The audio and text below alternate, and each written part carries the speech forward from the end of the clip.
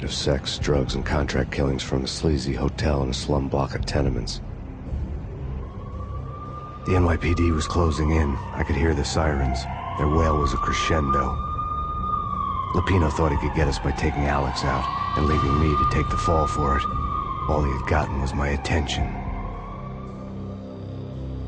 I went for the hotel first. It was a sad old thing with flickering lamps and faded colors, cheap mobster punks and tired-eyed prostitutes. I walked straight in, playing at Bogart, like I'd done 100 times before. The place was run by a couple of murdering mobsters with shark smiles. The Finito brothers. Ladies and gentlemen, it's the pain in the butt. Pain to the max. You're killing me. Did you make that up yourselves, or you get some wino downstairs to come up with it? Don't answer that. A rhetorical question. I got something for the boss. Lupino around? That kind of depends on who's asking. A friend or a junk squad plan. Don't answer. It's one of them, how do you put it, rhetorical questions. Lupino ain't here, but he said bye. Lupino wasn't in his cheap hotel. Instead, I ran into the Finito brothers. My cover had been blown. The door slammed shut behind me. And then I was dodging bullets like raindrops. Pain in the butt. Ha-ha! Pain to the max. Junk squad pig. Got a ticket to Marble City for you. Eater and lying down. Bring it in.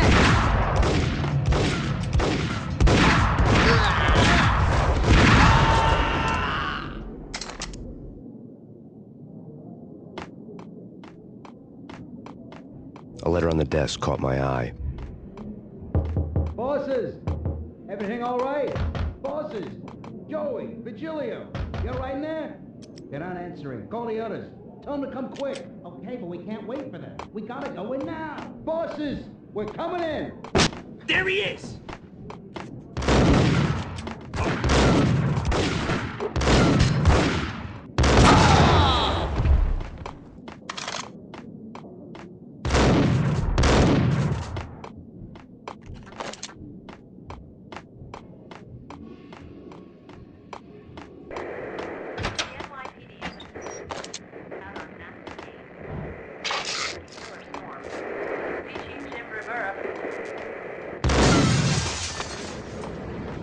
Yeah, something's wrong with the bosses.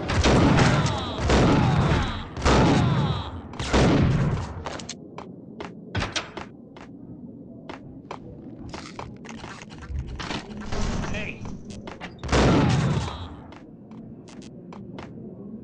Previously on Lords and Ladies. Lady Amelia, Marquis Valentine asks for an audience. Thank you, Lawrence. My lady. And now, an all-new episode of Lords and Ladies, brought to you in part by Acer Corporation.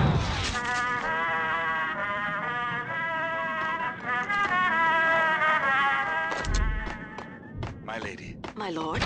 My lady, there is a matter of great importance I must bring to your attention. My lord, there is? Indeed, V-head junkies could go off without a warning. I had to be careful. Upon that distant forest path, there has been sunlight in the autumn leaves blazing like the colors of your hair.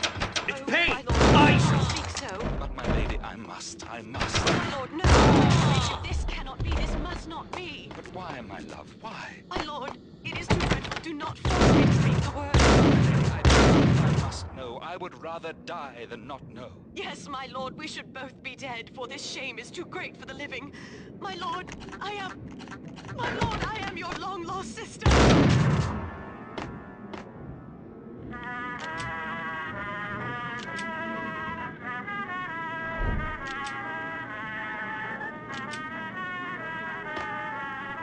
Piece of crap! Oh, careful. It might kick back.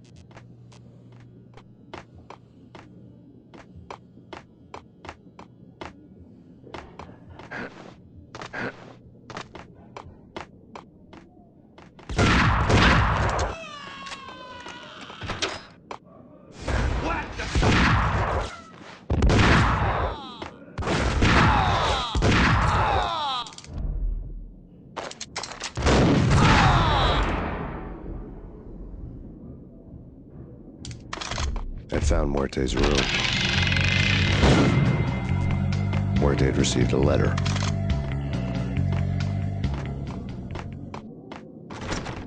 Get away. Get away. What the?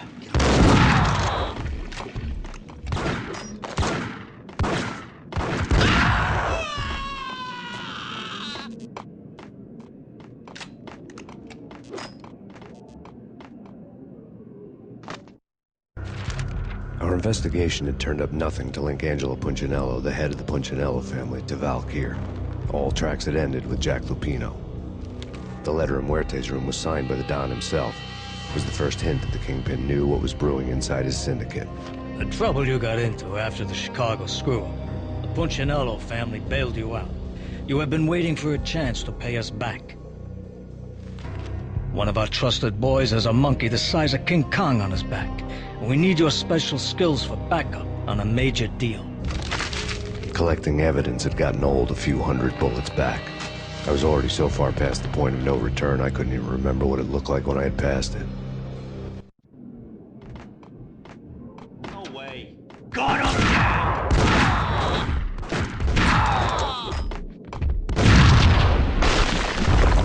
Hold it!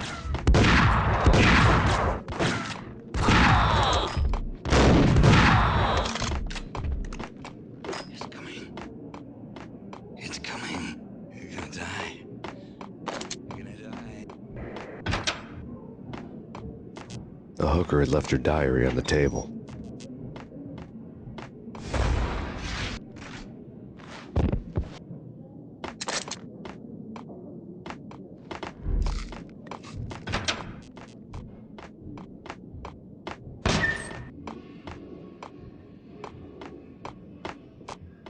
Hey,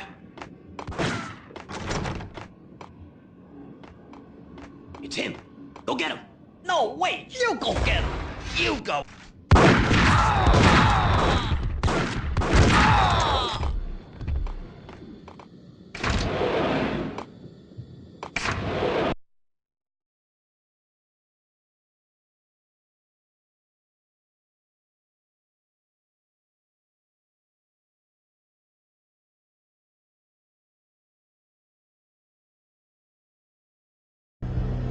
The old service elevator rumbled down to the bowels of Jack Lupino's hotel.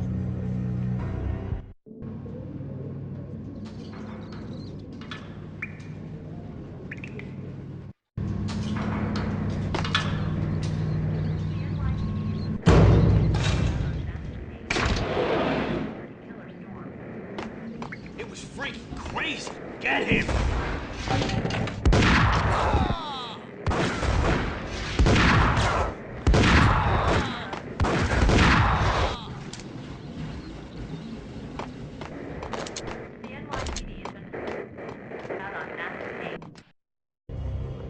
A winter storm warning is in effect in the whole tri-state area, as both freezing rain and heavy snowfall continue.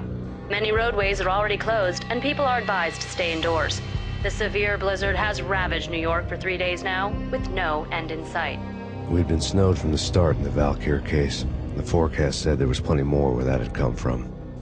But the snowbound city was on my side. Less chance of innocent bystanders getting caught in the crossfire.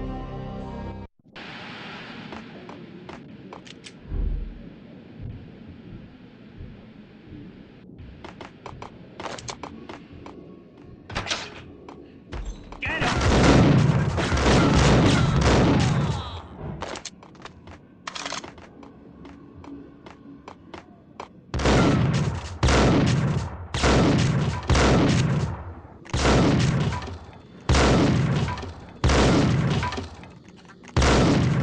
What the hell? Exhibit number 1, a newspaper.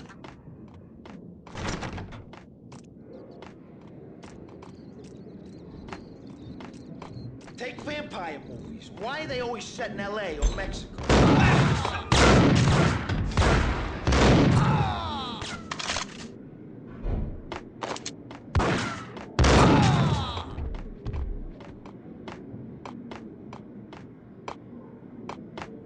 Chill with the guns.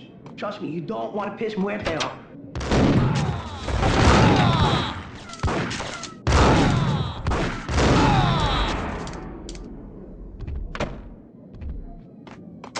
A lifetime ago, this would have gone down as a narcotics arrest.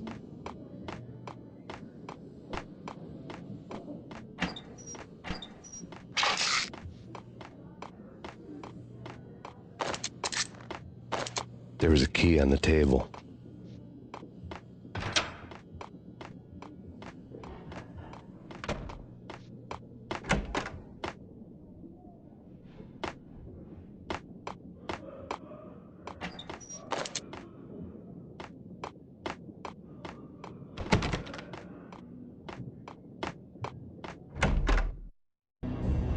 Two mad dog killers, ready to murder each other. They step into the next room, and I'm thinking, now they're gonna do it. But no. They sit down in front of a TV and solve their differences with the Kung Fu fighting video game. I tell you, Candy, I was so depressed, I strangled them both with the video game cables. Oh, Rico, you're so bad. I am, ain't I?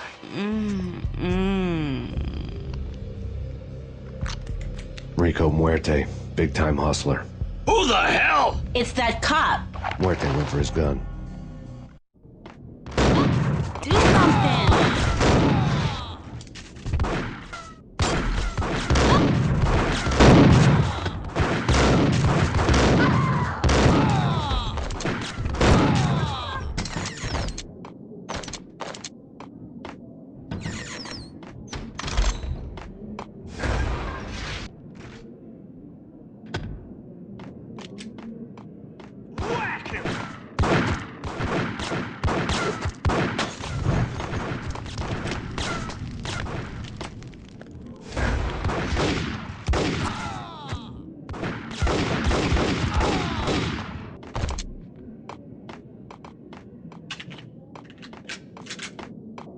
The antique switchboard was still in use.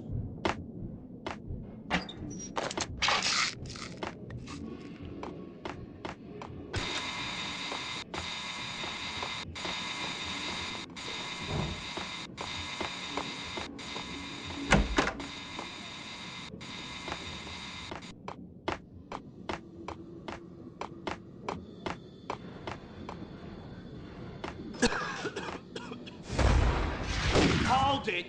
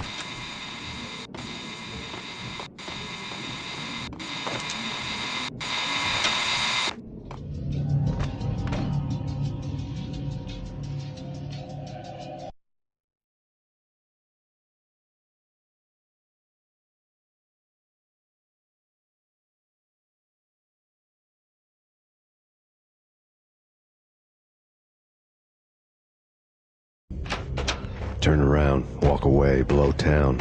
That would have been the smart thing to do. Guess I wasn't that smart. Lupino's tenement buildings were a seedy hangout for all kinds of sleaze. A liquor store, a pawn shop, a laundromat full of mobster bookies and loan sharks. The list went on. The how and why of it was a mystery to me, but they knew I was a cop. They knew I was coming, and they were going to get real trigger-happy about it. I got to see Lupino's hangout all lit up. A bomb went off, turning snow into liquid gold. A pillar of fire lifted the remains of a car straight up into the air.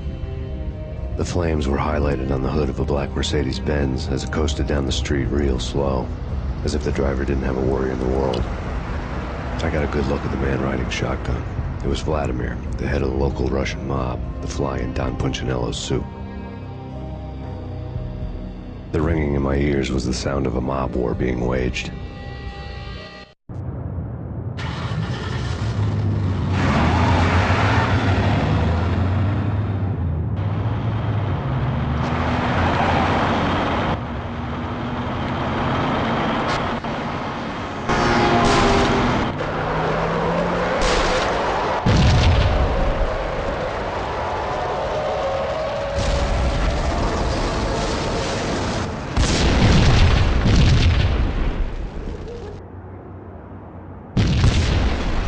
Exploded inside the closest slum building. It was a lucky break. The goons inside were spooked, but luck always came with a price tag. More bombs could still be ticking inside, and the cops would already be on their way. Jack Lupino's suite was on the top floor. At least it used to be, before the explosive makeover. I don't know, man. I don't... What the hell?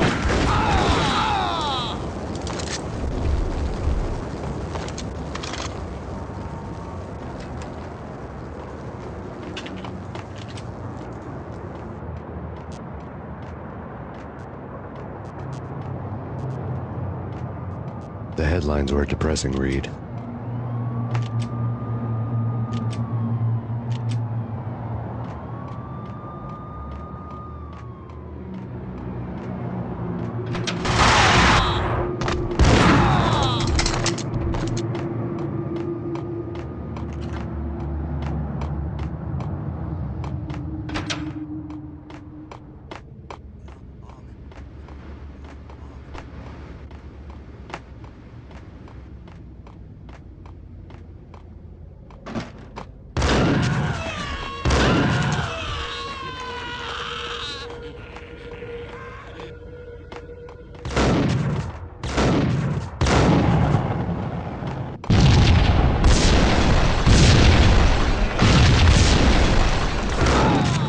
The building was rigged with explosives.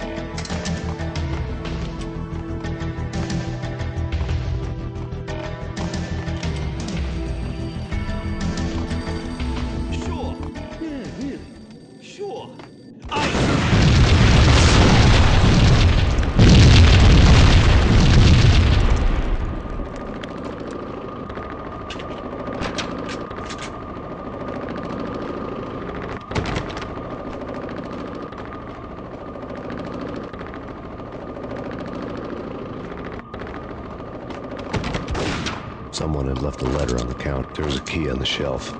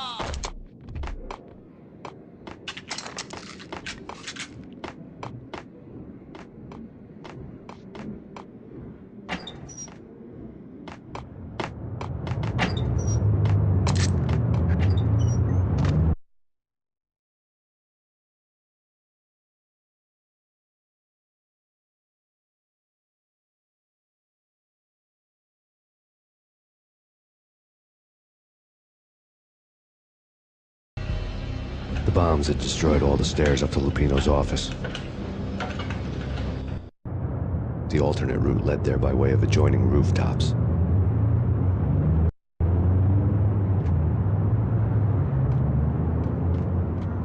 It's never been this cold. Never ever. It's like the sky's falling. Yes, sir. It's the end of the world as we know it. And I don't feel fine. I don't feel anything. To get to the roof, I'd need to get to the elevator through the locked door up ahead.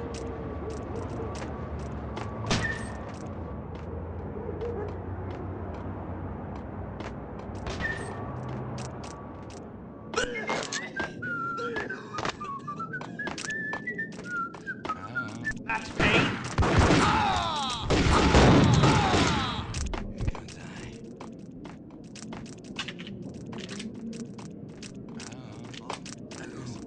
Hey, yeah.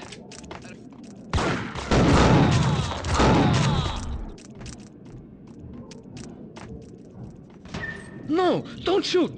You know the clowns at the laundry? Me? No. You're no good to me then. What? No, the laundry, yeah. I know him, yeah. Get me in there. Okay.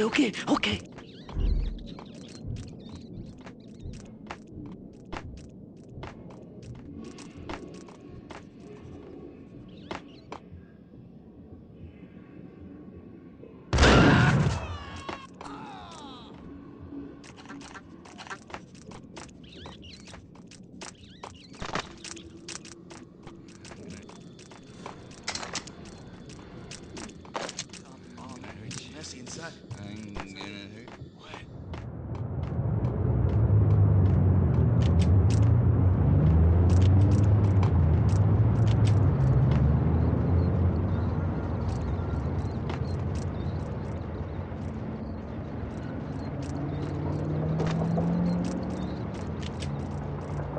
It's me. Open up. Let me in, quick. Not so fast. The password. John who? Come on. Okay, John Woo. All right. Come right in. It's a trap! It's Payne!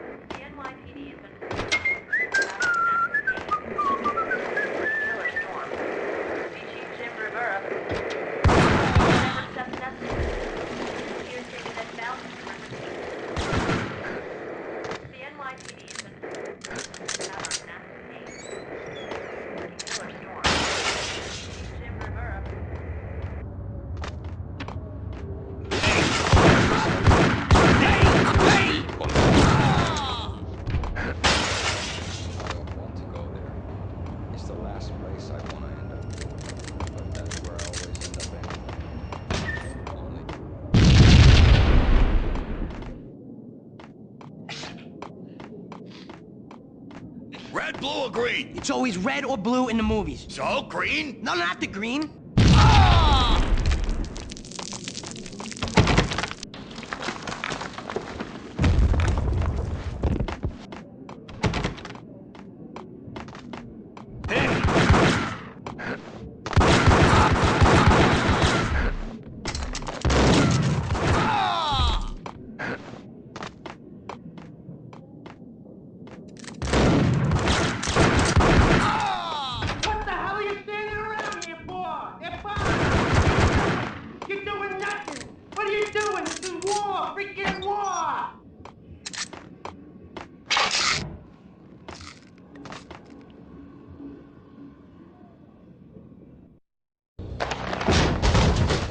Vinny got needy. Just the man I've been killing to see. Payne? Freaking fed! I knew from day one there was something screwy about you. What do you think you're doing? You're a freaking cop. You ain't got squad on us. You can't just come in here waving your piece like it meant something. Yeah! Oh my God! Oh God, you shot me! Ah! You're dead, Payne! What the hell are you waiting for, you apes? Kill him! Kill him! With pleasure, boss. Gagnidi bailed. I made like Chow Yun Fat.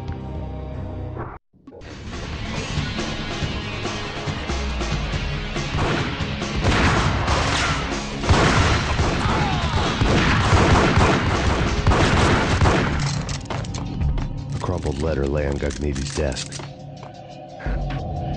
Vinny Gagnidi was running scared. He could run, but with a bullet in his stomach like a broken bottle of Tabasco, he was quickly running out of time. He knew where his boss was, and I wanted to square things up with Jack Lupino. Gagnidi would be moving fast. I don't know about angels, but it's fear that gives men wings. Except that he's evil. I'm hiding in the shadows, watching all unfold. The flamingo speaks.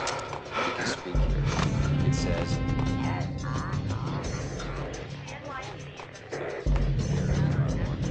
that television. Somehow I know this. Just don't ask me now. And I, not me, but the other. Nonsense first. Like it was the funniest thing in the world.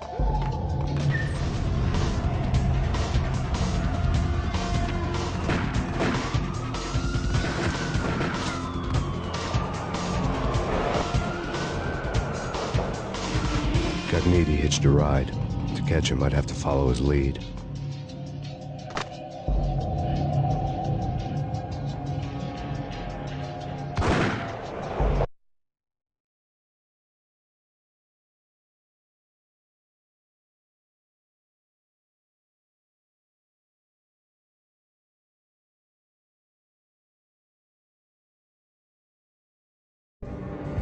This was my second train ride of the night. The way it started didn't promise anything better than the last one. Freezing wind tearing at my face like sandpaper and razors, ice hard and slick under my hands and feet. And somewhere in the background, the wail of sirens, the city howling after me. New York sped by in fast forward. Dark rooftop water towers and a dead forest of antennas and chimneys, all a blur. When the train he was riding slowed down, Gagnidi made his move.